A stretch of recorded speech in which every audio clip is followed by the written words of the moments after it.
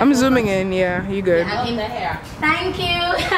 Customers. Alright, hi guys. So as you know, my name is Rochester, and this video is all about this hair that I've been wearing for the past couple of weeks. So I actually made this wig, and it goes to 26 inches. So I'm wearing 26, 22, 20 or so, and an 18-inch closure. And yes, I'm wearing a closure because the girl has not mastered the frontal.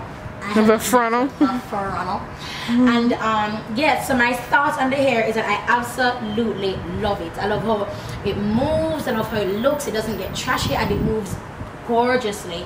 What I did though when I was making the wig is because I cut it and then I sew around, cut, sew around, cut, sew around. I didn't do the flip over method. So normally when you don't do the flip over method, you get a lot of when you cut the webs, you get a lot of fallout. But as I was flipping, cutting and sewing, I kept on combing out the hair with a fine tooth comb. So I have no shedding whatsoever, only if I comb up my hair. But I'm not walking and hair just flying over into people's faces. It's not shedding at all. My experience with the company was pretty good. Clearing the goods as well was decent. I always use ship me to clear my goods, and as I said, it's from Alibele.